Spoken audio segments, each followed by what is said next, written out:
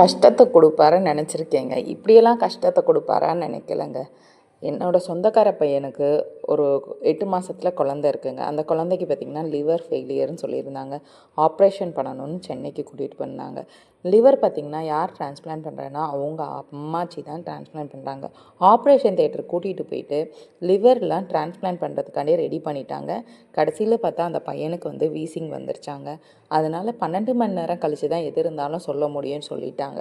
Okay அப்படின்ட்டு பார்த்தோம்னா அந்த அம்மாச்சிக்குமே ஆப்ரேட் பண்ணியிருப்பாங்க போல இருக்குது. இதில் என்ன கஷ்டம் தெரியுமாங்க? அந்த வீசிங் வந்தது பார்த்திங்கன்னா விடியற் காலையில் 5 மணிக்கு பார்த்திங்கன்னா அந்த பையன் கடவுள்கிட்ட போயிட்டாருங்க. ரொம்பவே கஷ்டமாக இருந்துச்சு. 8 மாத குழந்தைக்கு என்னங்க தெரியும்? அது என்னங்க பாவம் பண்ணுச்சு? முருகன் ஏன் இப்படி படுத்தணும்? அந்த பையன் பக்தியில் அவ்வளோ சந்தோஷமாக நம்பிக்கையோடு இருந்தான். கடவுள் எனக்கு திருப்பி கொடுத்துருவாரு. இதுலேயும் ஒரு கதை இருக்குங்க. கடவுள் ஏதோ ஒன்று பண்ணுறதுக்காண்டி தான் அந்த குழந்தைய நம்மக்கிட்டேருந்து பறிச்சிருக்காரு.